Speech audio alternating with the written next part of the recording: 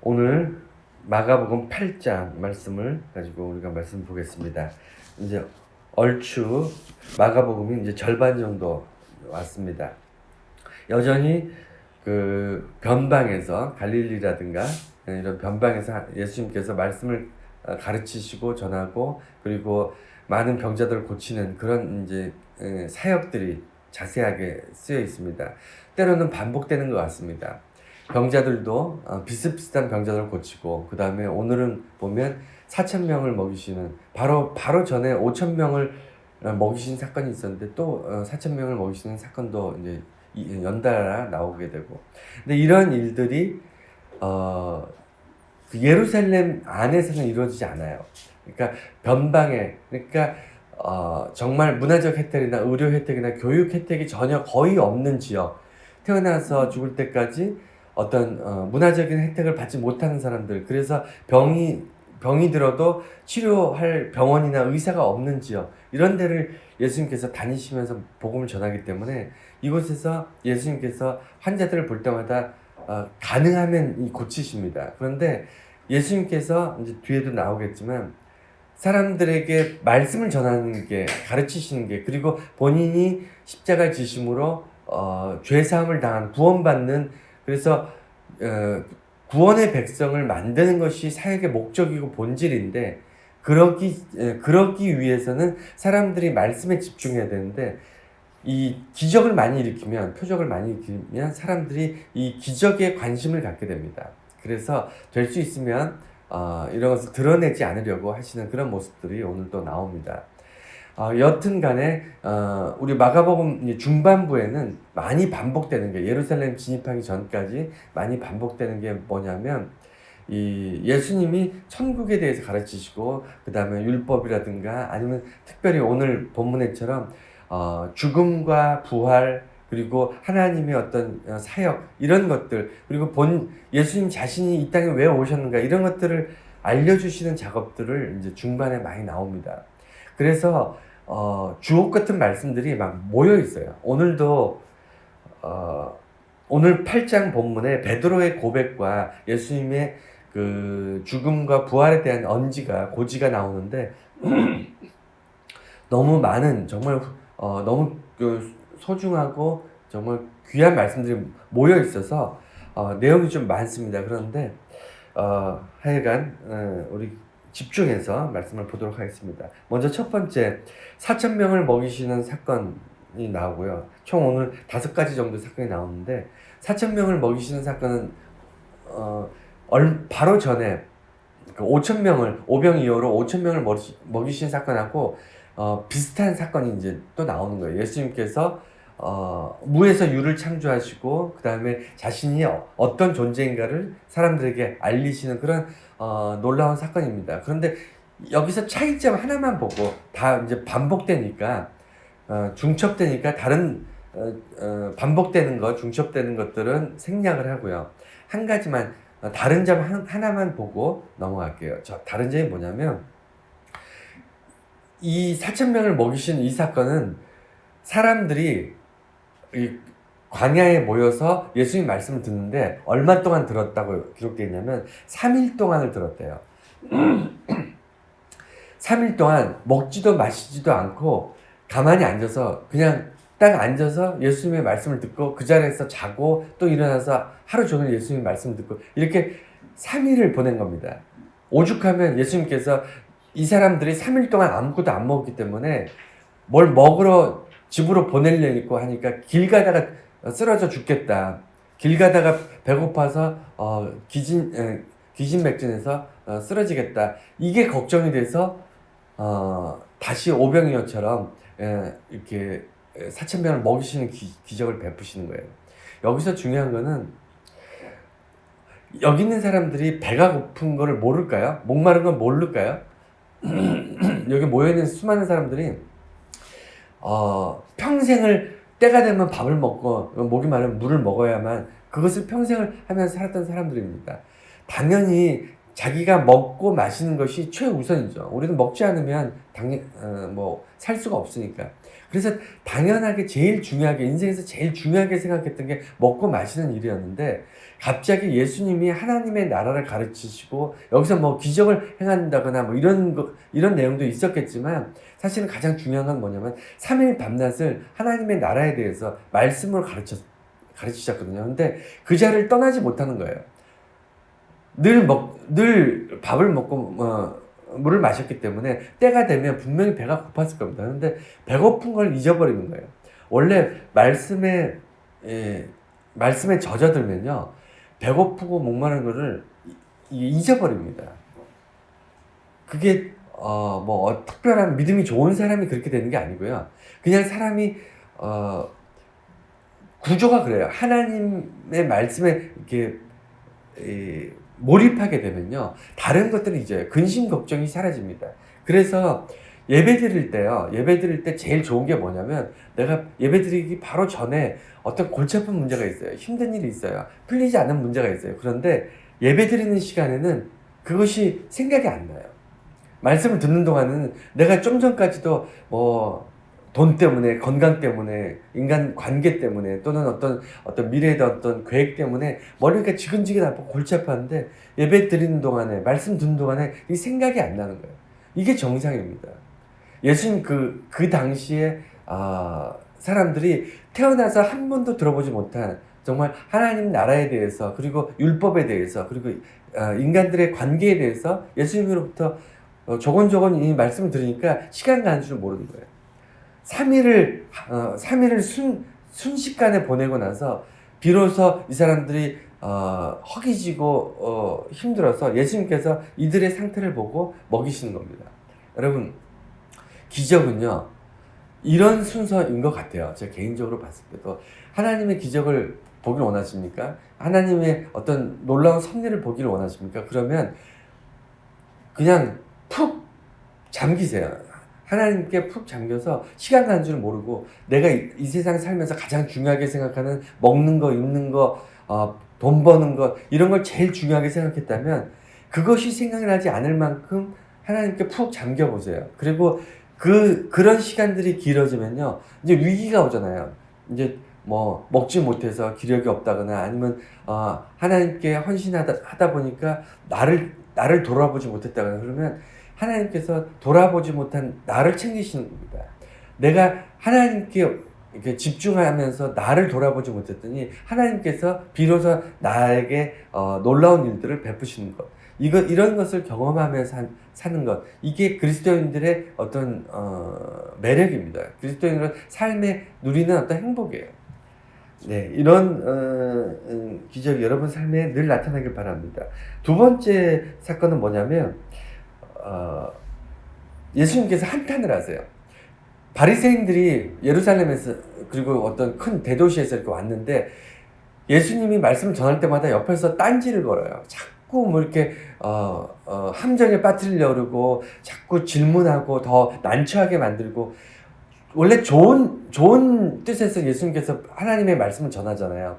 세상에 너희들이 서로 사랑해라. 예수님이 하신 말씀 중에 나쁜 말이 뭐가 있나요? 예수님이 하신 말씀 중에 독이 되는 말씀이 없잖아요. 다 좋은 말씀인데, 왜 사람들은 이 예수님의 말씀을 이렇게 꼬아서 자꾸 예수님을 넘어뜨리려고 하고, 예수님을 함정에 빠뜨리려고 그러고, 왜 그럴까요? 참 신기하죠? 근데 이게 예나 지금이나 똑같습니다.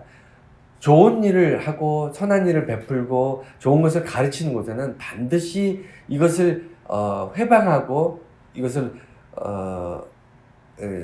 안 좋게 하려고 하는 그런 세력들이 항상 있어요. 바리새인들이 예수님에 대해서, 예수님의 말씀을 이렇게 전하는 것에 대해서 와서 딴지를 건데 뭐라 그러냐면, 표적을 보여라, 이렇게 얘기합니다. 표적이라는 것은 기적이에요. 기적, 이적. 성경에 기적이라고도 이적이라고도 표현되는데, 기적을 보여라. 그것도 그런데 왜 기적이라고 안 하고 표적이라고 그러냐면, 기적은 그냥 평상시에 일어나지 않는 초자연적인 것을 기적이라고 합니다. 근데 표적이라는 것은 목적을 가진 기적이에요. 목적. 그러니까 하나님의 사람이다라는 것을 증명하기 위해서 베푸는 기적, 이걸 표적이라고 합니다. 그러니까 목적이 있는 기적인데 바리새인들 입장에서는 왜 예수님께 표적을 보여라라고 하냐면 너가 하는 말은 다 맞아. 좋아. 다 좋은데 너가 하는 말과 우리가 가르치는 것이 다르잖아. 이런 얘기예요. 그러니까 바리새인 입장에서는 우리들은 전통적으로 율법을 가르치고 사람들한테 어떻게 하면 하나님 앞에 흠이 없는 인간으로 살아갈 것인가를 우리는 열심히 가르쳤는데 예수라는 청년에게 너는 하나님의 나라에 대해서 가르치는데 우리랑 얘기가 다르잖아. 그러니까 너가 하나님에 의해서 하나님의 뜻에 의해서 이 땅에 와서 하나님의 말씀을 진리를 전하고 있다는 것을 증명해봐 라고 얘기하는 거예요. 증명할 수 있는 방법이 뭐죠? 하나님의 능력으로 기적을 베풀라는 거예요. 네가 기적을 베풀면 표적을 보이면 너가 하나님이 보낸 선지자라는 걸 내가 믿어줄게. 이런 차원에서 바리새인들이 계속 얘기합니다. 그러니까 표적을 자꾸 요구하는 이유는요.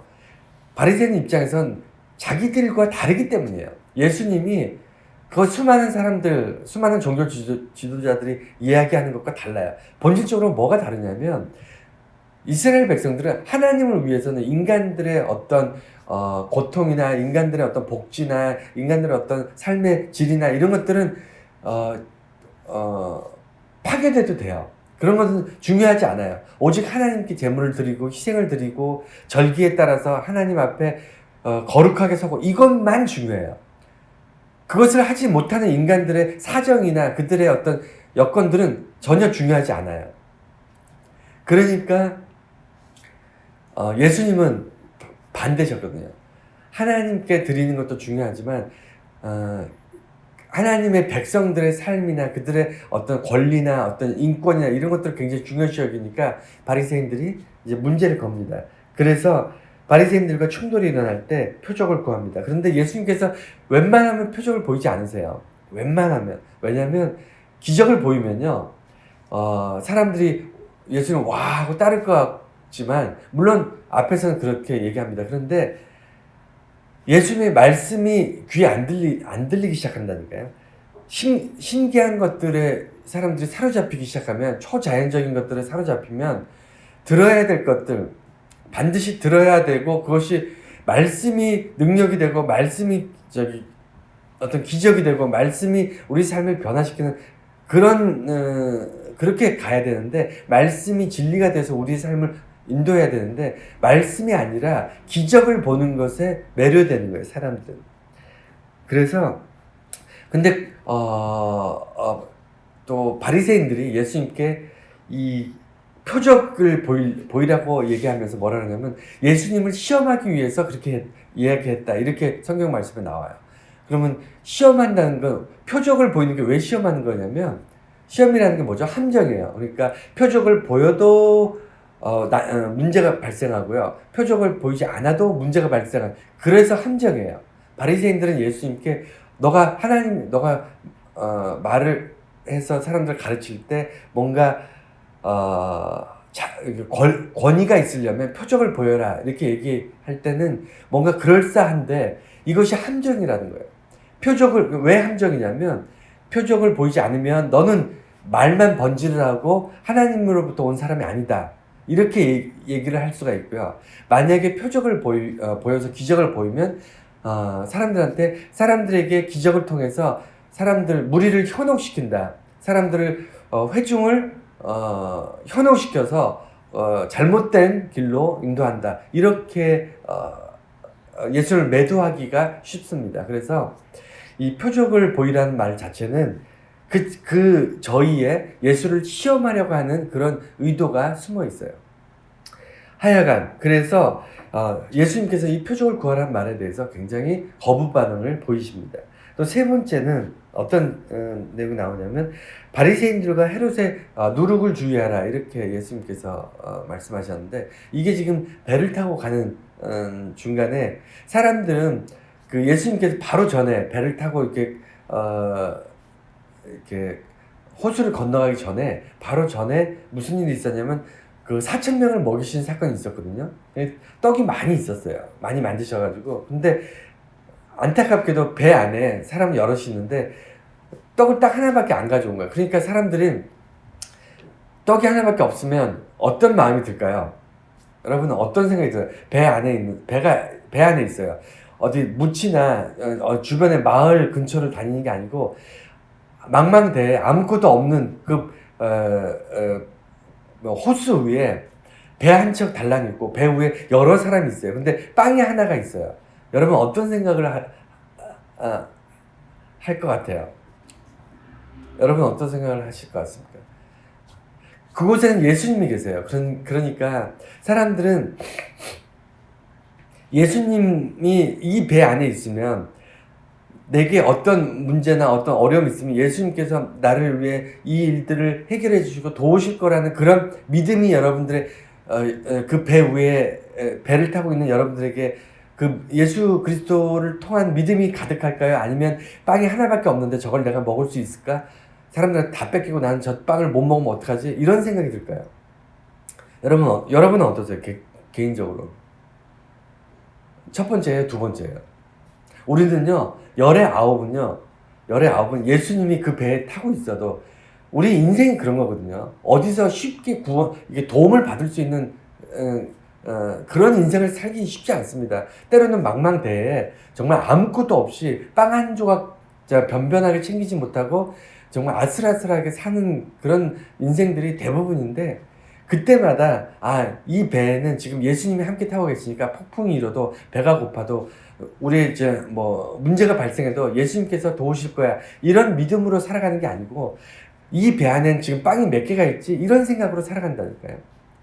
한 개밖에 없구나. 이거 큰일 났다. 그렇지 않습니까? 그런데 예수님께서 거기에 대해서 너는 빵에 대해서 왜 근심하느냐? 내가 조금 전에 어떠한 기적을 베풀었는지 너희들 모르느냐? 정말 도대체 너희들 안에는 믿음이라는 게 있느냐 없느냐? 이렇게 한탄을 하시는 거예요. 그러니까 오늘 8장에 보면 계속 한탄. 예수님께서 사람들 가르치시고 기적을 베풀면서도 계속 안타까우신 거예요. 안타까울 뿐만 아니라 마음이 무너지는 거예요. 사람들이 가르쳐도 몰라요. 정말 무식해. 뭘 깨닫는 것이 없는 거예요.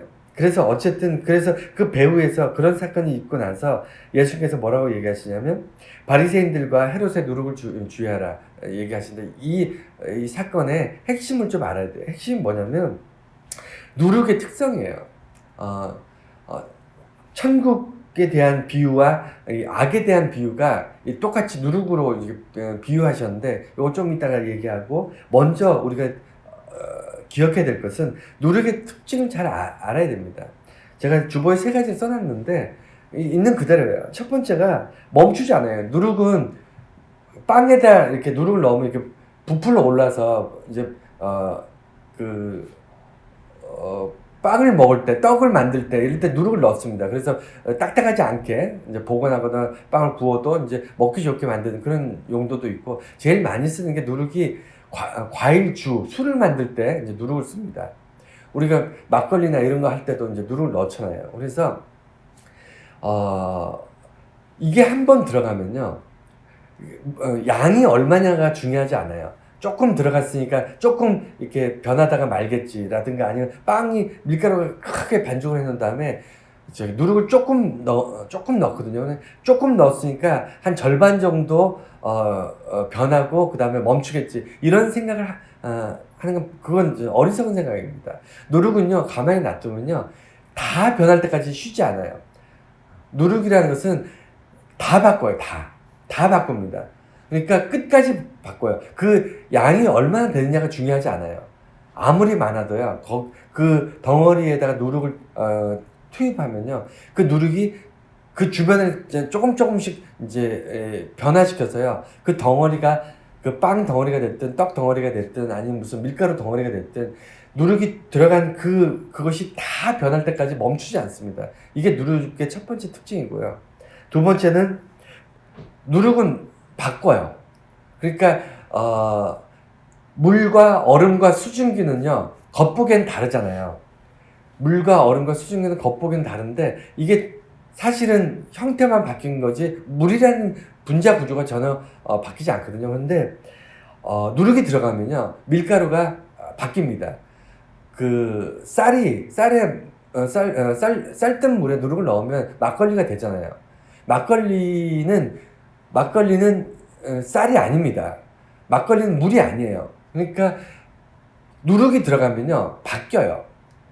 그러니까 기존에 있는 것이 더 좋아지거나 아니면 기존에 있는 것이 뭔가 좀 뭐 형질이 바뀌어서 얼음이 물이 되고 물이 수증이 되고 이런 차원이 아니고요. 누룩은 들어가면 그 들어간 그 대상을 바꿔버립니다. 본질적으로 바꿔버려요. 본질적으로 바꾼다는 건 아시겠죠? 무슨 얘기인지. 그리고 세 번째가 뭐냐면 환원이 되지 않아요. 그러니까 다시 돌아가지 않습니다. 누룩이 한번 들어가면요. 다시 밀가루에다 누룩을 넣어서 밀가루가 발효가 되잖아요. 그 발효된 밀가루는 다시 원래 밀가루로 돌아가지 않습니다. 절대로요. 막걸리는 아무리 오래 놔둬도요. 막걸리가 다시 물이 되지 않아요. 과일주가 술이 다시 물이 되지 않습니다. 그러니까 한번 바뀐 것이 환원되지 다시 옛날로 돌아가지 않는다는 것. 이게 누룩의 세 가지 특징인데 이것 때문에 예수님께서 바리새인들이나 헤롯의 누룩을 주의하라고 얘기를 합니다. 그러니까 천국도 누룩이에요. 마치 큰 우리의 삶에 예수 그리스도의 복음이 들어오면요. 이게 멈추지 않습니다. 우리 인생에서 이게 한번 예수님의 사랑을 경험하면요. 이것이 우리 삶 전체를 바꾸기 전에 우리 주변을 바꾸기 전까지는 멈추지 않아요. 우리가 그리고 이전에 죄인된 모습에서 내가 하나님의 백성, 하나님의 거룩한 자녀로 의로운 존재가 완전히 바뀔 때까지, 본질적으로 바뀔 때까지 멈추지 않습니다. 또 중요한 것은 내가 하나님의 백성이 한번 되면요, 다시 악의 소굴로 들어가기가 그렇게 만만하지 않습니다. 쉽지 않아요. 그런데 천국의 이야기와 악의 이야기를 동시에 누룩으로 비교한 이유는 그만큼 악한 것, 다시 말해서 바리새인이나 헤롯의 누룩이라는 것은 예수 믿는 사람들, 믿음이 있는 사람들이 변질되는 것. 그러니까 예수를 믿는데 의롭게 사는 것이 중요하다. 예수를 믿는데 겉모습, 사람들한테 보여주는 것이 중요하다. 여기에 한번 빠지면요, 헤어나오지 못한다는 거예요. 마치 누룩이 들어간 것처럼 본질적으로 바뀐다는 거예요. 그러니까 예수 안에 예수 그리스도의 온전한 은혜로 내가 구원받았습니다. 이게 순수 복음이라면, 순수한 믿음이라면, 그럼에도 불구하고 예수 믿은 사람들 중에서 나는 저 사람보다 더 거룩한 삶을 살고 있어. 나는 저 사람보다 더 믿음이 좋아. 나는 이런 거룩한 행동을 하고 있어. 라는 생각을 갖기 시작하고, 그 다음에 사람을 차별하고, 그 다음에 손가락질하고, 이렇게 하는 생각들이 들어오기 시작하면요, 마치 누룩이 들어온 것처럼 그 사람은 다시 믿음이 변질되어서 걷잡을 수 없이 바리새인화 되어간다는 그런 이야기입니다. 이제 두 가지가 있는데, 이제 네 번째, 벳세다에서 맹인을 고치시다. 이 얘기는 맹인을 고치는 이야기들이 많이 나오는데 여기서 주의해야 될 거 한 가지만 볼게요. 하나가 뭐냐면, 예수님께서 이 사람들이 이 맹인을 데리고 고쳐달라고 했을 때 굳이 성 밖으로 따로 데리고 나가서 고쳐주세요. 이게 아까 설교 초반에 말씀드린 것처럼 예수님께서는 병을 고치는 것을 목적으로 이 땅에 사역을 오신 게 아니에요. 병을 고치는 거는 의사들이 하면 됩니다. 현대의학이 그냥 하면 돼요. 못 고치는 병도 있겠지만 어쨌든 간에 병이 나서 사람이 이 치유를 받는다거나 아니면 교육을 받지 못해서 어려움을 당한다거나 아니면 계급이 이제 낮은 계급, 노예 신분이라든가 이런 것 때문에 불이익을 당해서 인권이 공격을 당한다거나, 우리 삶에서 많은 정말 쉽게 해결할 수 없는 그런 본질적인 사회적 구조적인 문제들을 다 안고 삽니다. 이런 것들은요, 인간들끼리 해결해도 돼요. 예수님께서 반드시 이 땅에 와서 그것을 해결해 줘야만 되는 것이 아닙니다. 우리 살면서 굉장히 많은 부분들을 인간들이 서로 합의하고 서로 협력하고 서로 조율하면서 얼마든지 좋은 사회, 좋은 세상을 만들어 나갈 수 있어요. 그런 존재로 하나님께서 이 땅에 창조하셨어요. 그러니까 웬만한 것들은 우리 인간들끼리 모여서 할 수 있거든요. 그런데 예수님께서 이 땅에 오신 이유는요, 하나님 나라를 가르치시고 그 다음에 인간들의 죄를 위해서 대속물로 십자가를 지신 이 사건 때문에 오신 거예요. 그러니까 그게 그 예수님의 본질이에요. 본질 사역입니다. 그런데 그럼에도 불구하고 예수님 눈에는요, 고통받고 질병으로 아파하는 이 사람들을 모른 척하고 넘어갈 수가 없는 거예요. 예수님의 마음에는 그들의 아픔을 공감하면서 이들을 그냥 그래 아프지만 내가 너 고치려고 이 땅에 태어난 게 이 땅에 온 게 아니니까 너는 나중에 네 알아서 해. 이렇게 할 수가 없는 게 예수님의 마음이었어요. 그래서 고치긴 고치는데 아까 말씀드린 것처럼 병자를 고치는 게 이제 주 사역이 되다 보면요, 사람들이 말씀을 잘 안 듣는다니까요. 기적이라든가 어떤 특별한 일 아니면 뭔가 빵을 얻어먹고 그 다음에 병을 고침을 받고 뭔가 이런 바다가 폭풍우가 잔잔해지고 이런데 이런 뺏기게 되면요, 말씀이 귀에 안 들어옵니다. 말씀이 진리거든요. 예수님의 말씀이 우리 삶을 변화시키는 거지, 하나님의 말씀이 우리 삶에 떨어져서 이게 자라서 꽃이 피고 열매 맺는 거지, 우리가 기적을 봤다고 인생이 바뀌지 않아요. 기적을 본 거는요, 시간이 지나면 잊혀집니다. 잊혀질 뿐만 아니라 이게 왜곡이 돼요. 기적을 목도해서 우리가 삶이 엄청나게 바뀔 것 같죠? 물론 그 순간은 충격을 받습니다. 이런 일들이 있구나. 그런데 우리 주변을 한번 보십시오. 예수 믿는 사람 중에 기적을 좋아하고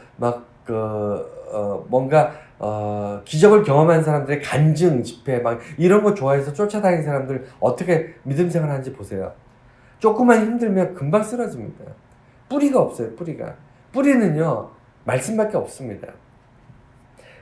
여튼 그래서 예수님께서는 말씀에 집중하고 사람을 가르치고 깨우치기 위해서, 깨닫게 하기 위해서 이 사역을 중심으로 놓고 있기 때문에 가능하면 사람들이 이렇게 모여서 예수님의 기적을 보지 못하도록 하길 원하셨어요. 그래서 죽은 자를 살릴 때도 다 내보내고 수제자 베드로, 요한, 베드로, 안드레, 요한 이렇게 데리고 기적을 베풀거나 아니면 산에 올라가셔서 기적을 베풀거나 이런 것들이 사람들이 웬만하면 보지 못하게 하시는 그런 일들을 우리가 성경에서 보게 됩니다.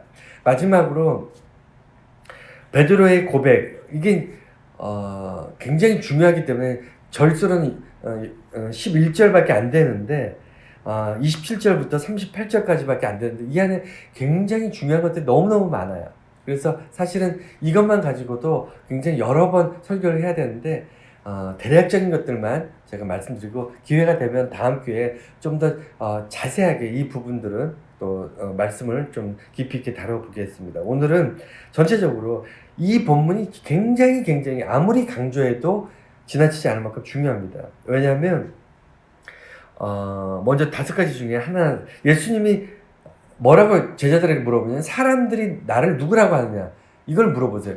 보통 이런 얘기는 이제 인기로 먹고 사는 연예인들이나 이런 사람들이 내 인기가 어느 정도 되지, 사람들이 나를 얼마나 좋아하지, 이런 관심에서 물어보는 경우가 많습니다. 또는 정치인이라든가 아니면 권력을 가진 사람들이 자기의 기득권과 권력과 인기와 이런 것들을 유지하기 위해서 사람들이 나를 얼마나 지지하느냐 이런 관심을 가지고 물어볼 때가 있어요. 그런데 예수님의 관심은 그게 아니었어요. 사람들이 나를 누구라고 하느냐라고 물었을 때 베드로가 세례 요한이다, 엘리야다, 선지자다 이렇게 사람들이 얘기합니다. 그 이야기를 들은 예수님은 어떤 마음이었을까를 생각하셔야 돼요. 이게 뭐냐면, 내가 그렇게 사람들에게 하나님 나라를 가르치고 그리고 병을 고치고 그리고 기적을 베풀어서 5,000명을 먹이고 4,000명을 먹였지만 사람들은 여전히 나를 모르는구나, 이거예요. 그러니까 예수님의 말씀을 우리가 들어요. 교회에 나와서 열심히 예배 드립니다. 설교도 듣고요, 찬송도 하고요, 그 다음에 기적을 볼 때도 있습니다. 그리고 인생에서 정말 하나님께서 역사하셔서 놀라운 일들을 볼 때가 있어요. 그럼에도 불구하고요, 우리는 교회 다니는 사람들한테 당신에게 예수님은 누구입니까? 라고 물었을 때 대부분 잘 모른다는 거예요. 저 자신도 마찬가지입니다.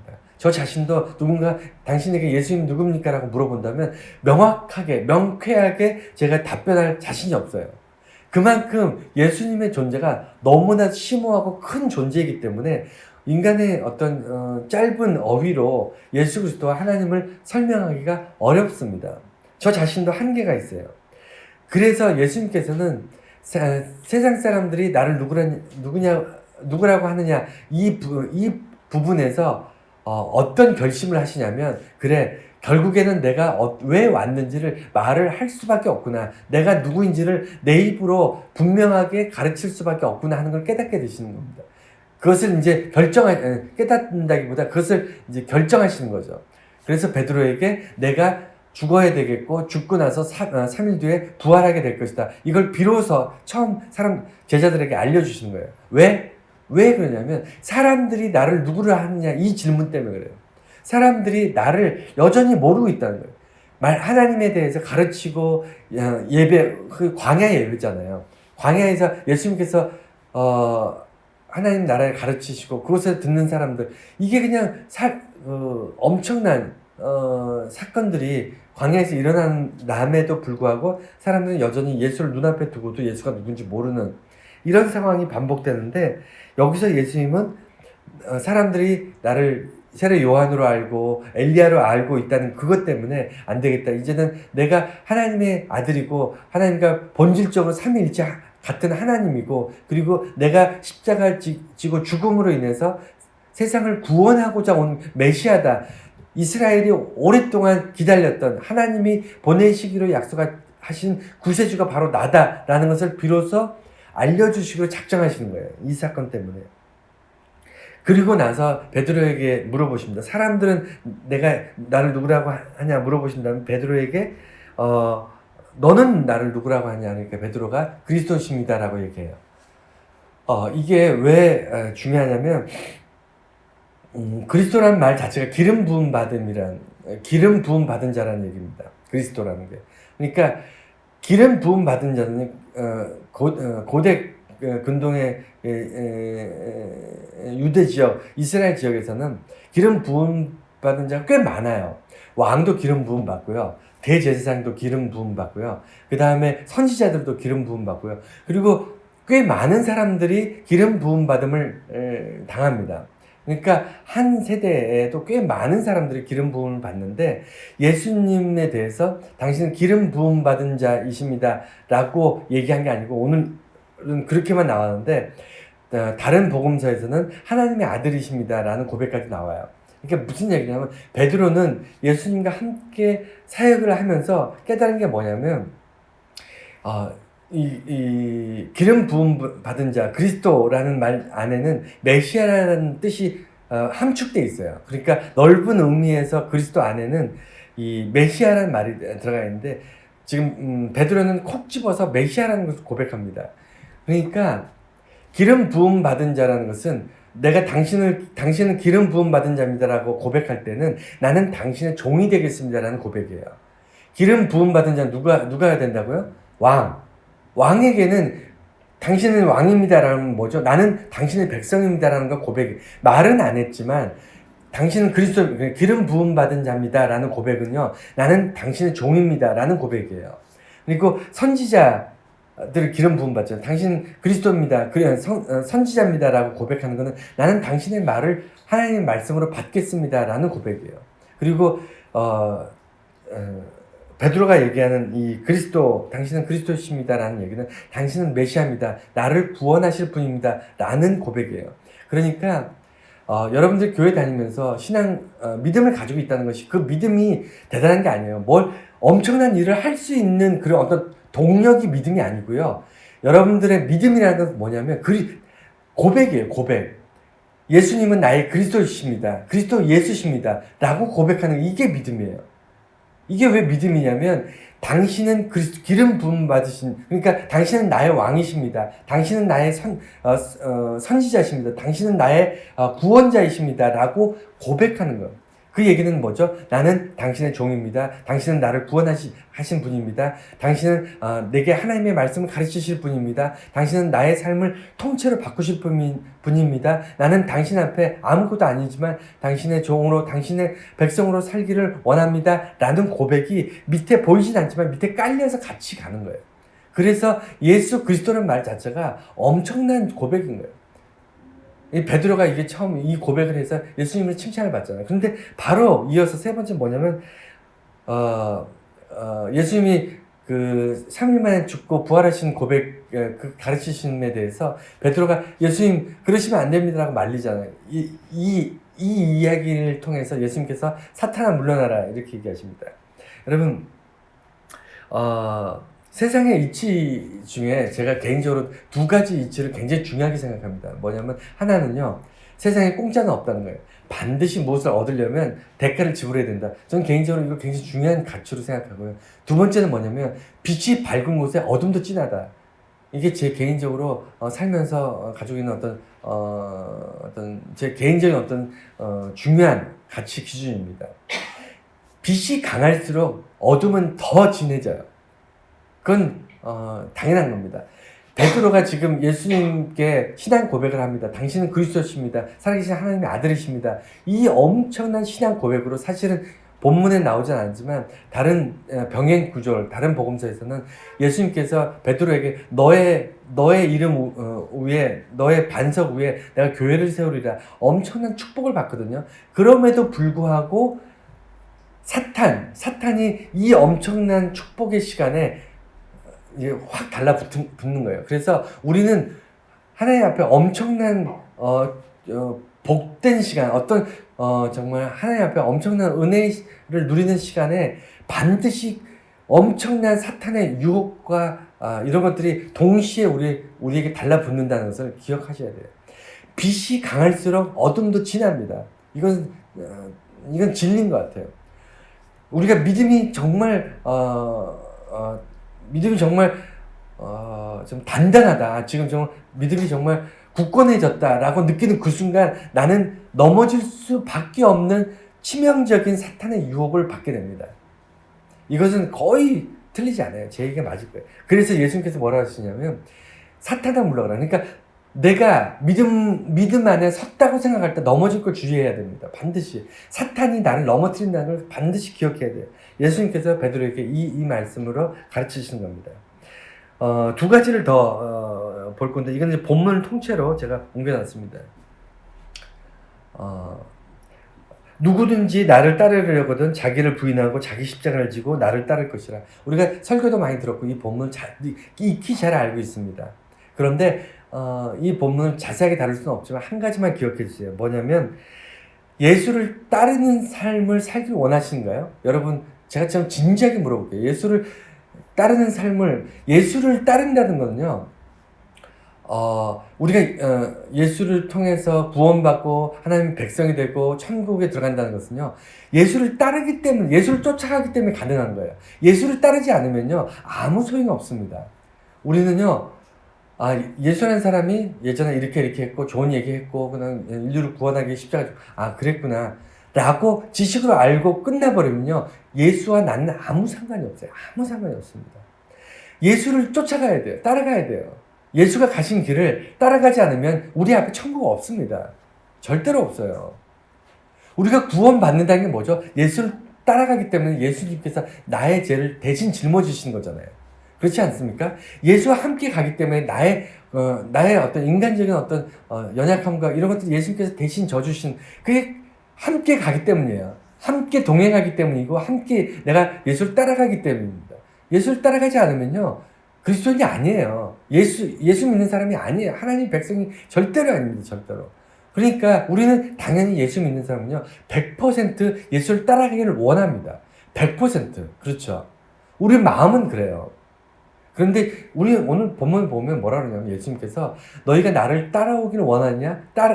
너희가 나를 따라야 되는데 따르기를 원하냐? 그러면 반드시 전제되는 게 있다. 두 가지가 있다. 이 얘기를 하시는 거예요.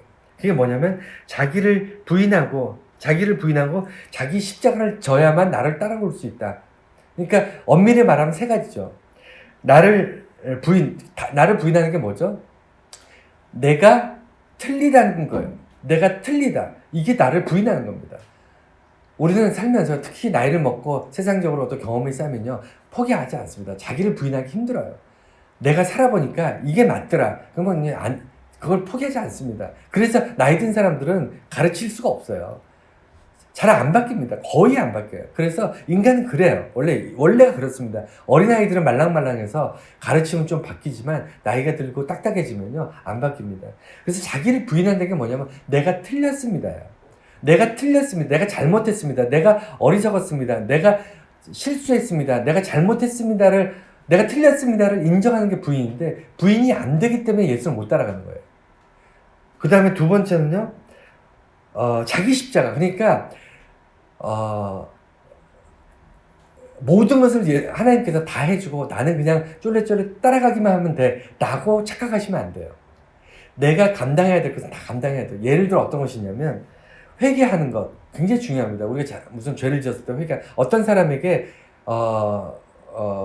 어떤 사람의 어떤 마음을 아프겠어요? 아니면 그 사람의 어떤 손해를 보겠어요? 뭐 아니면 어떤 사람에게 정말 씻을 수 없는, 갚을 수 없는 어떤 잘못을 했어요. 그래서 그 사람이 고통받고 있어요. 그러면 우리가 하나님께 회개할 뿐만 아니라 그 사람에게 내가 끼쳤던 모든 그 아픔이나 고통이나 이런 것은 반드시 배상해야 됩니다. 이게 구약에 보면 배상법이 하나님께서 정하셨어요. 우리는 다른 사람들에게 도둑질을 하거나 다른 사람을 아프게 하거나 다른 사람을 상해했을 때는 물질로서 또는 어떤 이런 것들로 거기에 부응하는 그 사람에게 내가 고통을 받게 하는 거기에 부응하는 것을 배상하게끔 하나님께서 법으로 정하셨거든요. 그 얘기는 뭐냐면 하나님께 내 죄를 고하고 회개하는 것은 당연한 거고, 그것은 당연한 거고, 그리고 이 땅에서 내가 마땅히 그것을 배상을 하고 그 사람으로부터 용서를 구하고 그 사람의 아픔에 대해서 내가 그것을 책임을 져야 돼요. 그것이 자기 십자가입니다. 그러니까 뭐냐면 자기 십자가는요, 교회 생활을 그냥 하나님께 다 맡기고 좋게 하는 게 아니고 더 열심히 사는 거예요. 더 내가 세상을 교회를 내가 나만 생각하고 이기적으로 살면요, 쉽게 살 수 있어요. 내가 배부르고 다른 사람이 죽든 말든 다른 사람이 어떻게 살든 신경 안 쓰고 나만 생각하고 살면 쉽게 살 수 있어요. 그런데 나 혼자 사는 건 이제 어린아이 같은 삶이고, 이제 가정을 꾸리고 자녀를 낳고 그 다음에 이렇게 살면 내 가정에 대한 책임을 가지고 살잖아요.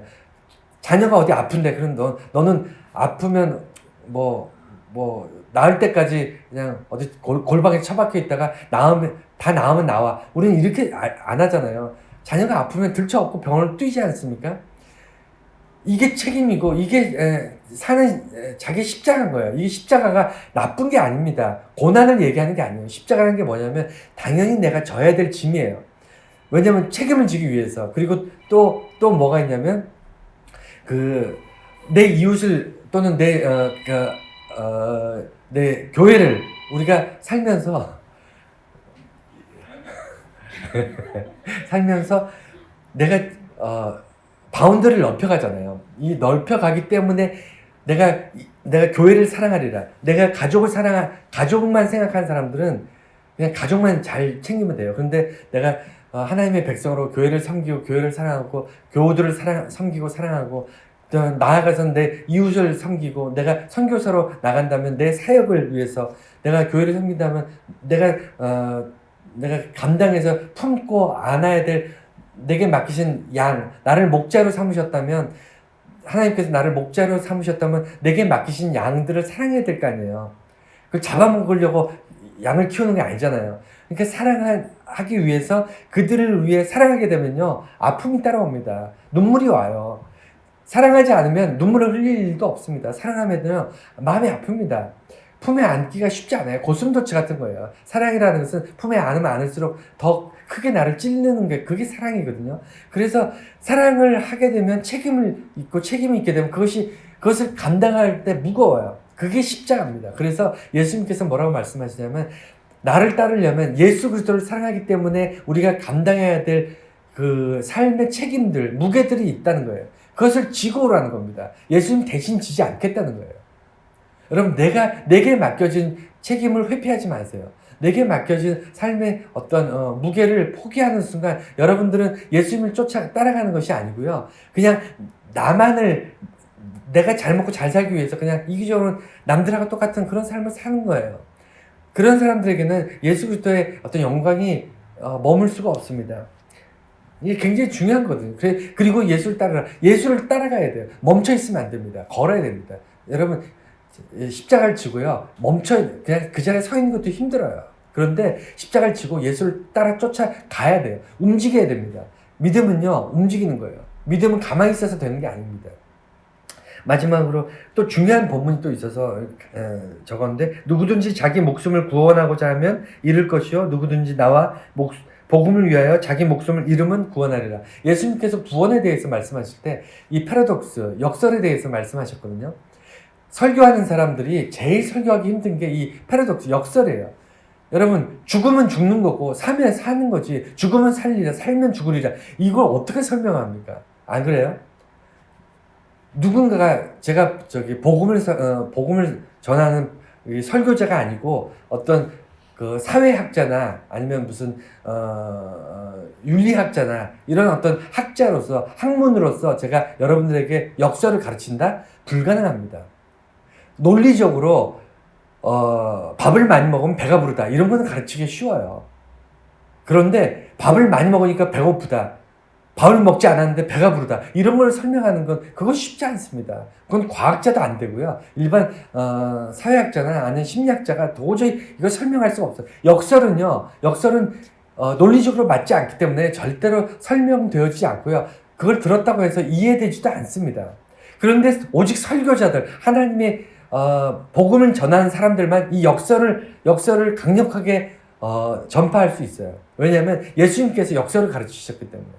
예수님께서 죽고자 하는 자는 살 거고 살겠고, 살고자 하는 자는 죽을 것이다, 예수님께서 우리에게 그렇게 말씀하셨기 때문에 설교자는 그것을 전할 수가 있어요.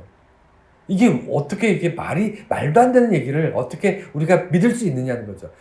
죽고자 하는 자는 죽지, 죽으려고 하는 사람은 어떻게 살아? 살려고 하는 자가 어떻게 살려고 막 하면 사는 거지, 왜 살려고 하는 사람은 왜 죽어? 이게 말이 안 되는데, 예수님께서 왜 그렇게 말씀하셨냐면, 구원이라는 게 그런 거라는 거예요. 예수님이 구원하시고자 하는데 왜 십자가를, 왜 죽으셔요? 그러니까 구원은 죽어가는 사람에게 영원한 생명을 주는 거잖아요. 그러니까 살려고 하는데 왜 예수님이 죽어야 되냐고.